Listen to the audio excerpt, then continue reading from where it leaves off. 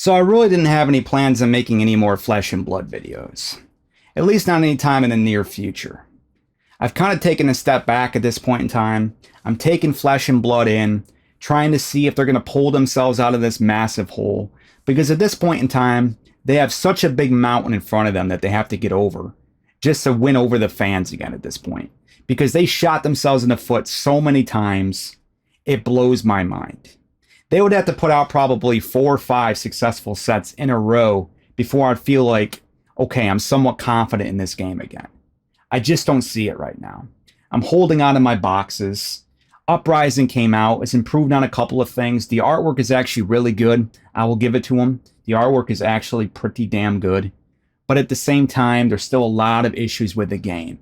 And just because one box came out that was actually halfway decent doesn't suddenly mean that everything is fixed and it's all upwards to the moon again. It really doesn't mean shit. You have to show me that you can put out multiple sets and keep improving on all the issues that you're facing.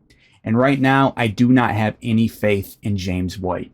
This man should not be running this game. I've said this so many times.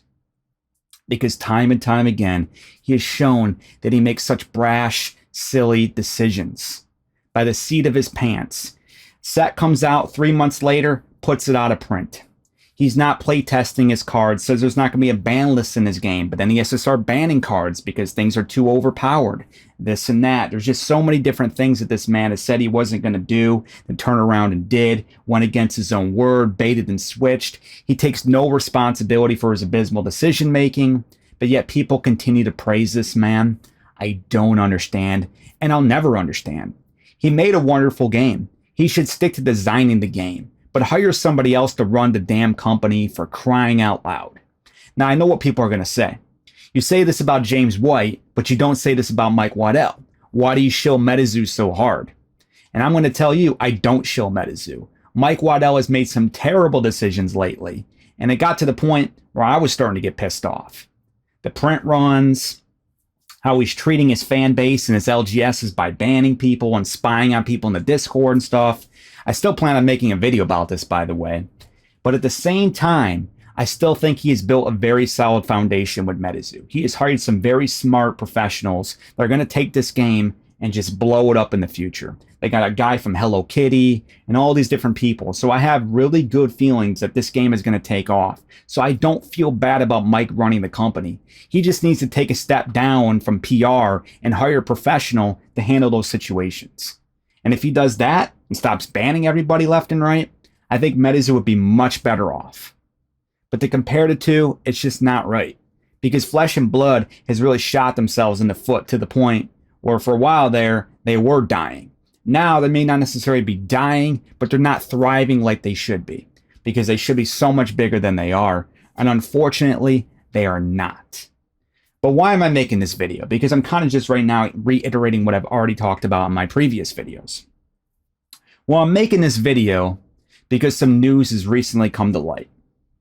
That George from the MetaZoo podcast recently got banned. He can no longer sell product. He can no longer run official events from his LGS. And this is very sad news. You may not know who he is, but this man has been backing this game since the very beginning.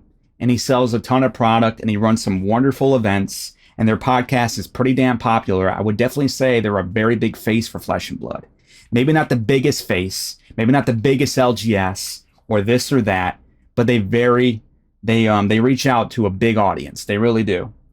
And I don't think LSS like this. Recently, they've been talking about some issues with Flesh and Blood. People are going to say it's FUD because they like throwing that word out there. This blanket term, FUD this, FUD that. People like to use this term basically anytime anything negative is stated. Doesn't matter if there's actual facts behind it. It's very easy to hide behind it and brush everything under the rug and act like it's not actually happening. But they've been saying that they've been spreading FUD.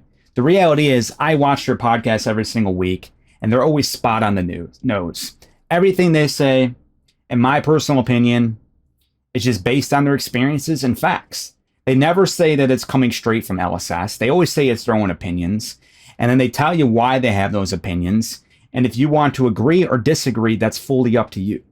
And just because he sells product doesn't give LSS the right just to turn around and ban them suddenly without saying anything.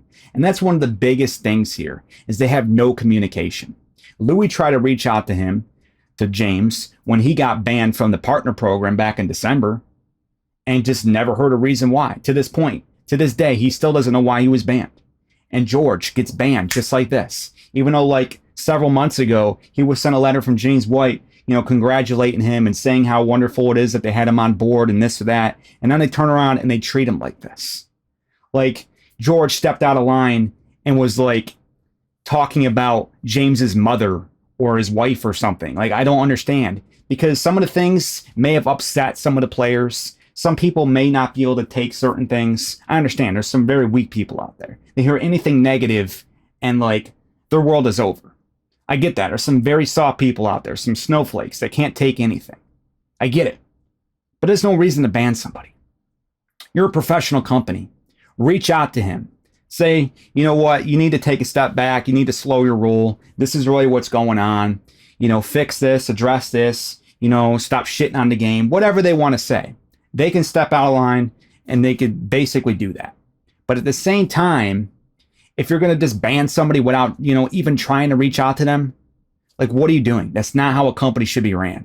And anybody that's trying to, act like this was the right thing to do, you're just a hater of George, truly. You're like a diehard fan of Flesh and Blood, and anytime anybody says anything negative, you're just going to pile on and back that person up. And that's what I feel like a lot of people in the comment sections are doing. Like, do you want to live in China where you're controlled and you're silenced? Because that's exactly what's happening right now. George is being silenced. And you have to question, why is he being silenced? It's probably because the numbers that he was talking about, which are the print numbers, by the way, that he actually had some real, proof behind because of what he's heard other people say. And again, it was his own opinions. He never said it was LSS directly that was stating it. It was just his own opinions. But those numbers were probably true. And now LSS feel threatened by it, and they decided to silence him. There was no reason for them to, do this approach otherwise. Maybe it's even worse than what he was stating. And it wouldn't surprise me because they printed 125K Monarchs. So if they're printing 200, 300K or something else, it doesn't surprise me. And guys, there's only 20,000 players. Despite what some of these websites like to say, they say there's 200,000 players. It's just not true. There's like 20,000 players in this game. Do you need 2, 3, 400,000 boxes? You don't. There's so many different models you can follow. You don't have to stick to this. We're going to make sets go out of print after 3 months. You can wait 2 years, 3 years, 5 years, whatever you want to do. And then reprint boxes down the road if you need them. But you don't have to print that many boxes out the gate and then send them out. You don't have to do it. But I'm not going to get into that nonsense. All I'm saying is this was a very unprofessional approach by LSS. Once again showing that they fly by the seat of their pants. They make terrible decisions whenever they're brushed up into a corner, and they don't know what to do. They've done it time and time again, and I'm trying to warn people, man, this is not a good sign. I don't know if it was James directly or other people in the company that just had some kind of ill grudge against them. I don't know, but it doesn't look good. And if you don't like George, you're going to be loving this. There's some people in the comment section that will be like, good job, James White, you're taking out the trash, this and that. But you're not understanding what you're doing. You accept this now and then see what the problems come in later on, because they're going to get way worse than this. You're opening up the floodgate for them to be able to do anything they want. People don't realize this. They don't. But this is what they're asking for. It's the same thing with the cancel culture. People are okay when it's somebody they don't like. But then when it's you or somebody that you do like, then you completely flop. You completely go to the other side, and then you're pissed off about it, and you're trying to make demands, and it's like, well, guess what? You can't have it both ways. You said this way, and now you're on this side. Like, which side are you? You know what I mean? Everybody's going to attack, when it doesn't affect them. But as soon as it does, it's a completely different story. And that's exactly what happens here. Because you start silencing one person, then you got to silence everybody else. And that's what some people are saying. There's other people that are saying these things too, and they're not getting banned. Yeah, because they dance around the subject. But anybody that truly cares about the game, because let's face it, when they talk about these problems, they do it because they care about the game. They want to see the game survive. They want to see it fix the problems and thrive. They're not doing it because they want to see the game die. You have to understand that. But some of these other people, they dance around the subjects. They mention that there's some issues, but they kind of straddle the line. They stay within the confines, and they can't speak out to their true feelings because they know if they do, they're going to get banned. And they don't get banned because they don't do it. But when somebody actually does step over that line and really cares and really has passion for what they're saying, then they get silenced. And that's exactly what happened here. So yeah, some of those people may have not gotten banned, but that's not because that George and Louie are spreading FUD. People act like the last few months, that's all they've been doing is talking negativity. I listen to their podcasts every single week. They do not spread FUD. In my personal opinion, they don't do it. They don't. Everything is based on their actual experiences and what they know, and it's always done on their own opinions, and you have to understand that. You know, that's not a right for them to get banned. That's not a right for them to be silenced. Friggin' for crying out loud, Louie got banned from the partner program back in December, but yet still here he is putting out videos constantly about Flesh and Blood. People say that he's had this grudge and he's been shitting on the game ever since. I don't see it. He's still doing unboxing videos left and right, still breaking down sets, still doing market analysis. Like, he's still been putting out content like he absolutely loves the game, and it's because he truly loves the game. But people are acting like he's had this grudge ever since. Like, I don't see it.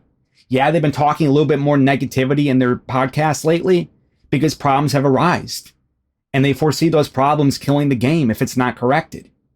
Why is that a concern? It shouldn't be anybody's concern other than LSS, and LSS should be listening to this. They shouldn't be, trying to silence it and banning people and blocking people. It's sickening. It's absolutely sickening. And I mean, it doesn't necessarily have to stop them from doing it, because George can still continue to talk about the game. But at the same time, is he going to do that? And they realize that he's probably not. George has said within 30 days, he's going to get rid of every single box he owns. Every box in the store, every box in his house is going to be gone. And I'd be in the exact same position as him if it happened to me, because that's sickening. For you to care about this game so much, you were there since day one, putting out these amazing events, selling product for him, doing this podcast. Doesn't matter if there's some negativity in there. There's still way more positivity than negativity. I know people like to focus on the negatives. That's what people like to do. But unfortunately, that's just not facts. Go back and watch their podcasts. They're always showing their love for MetaZoo and Fab.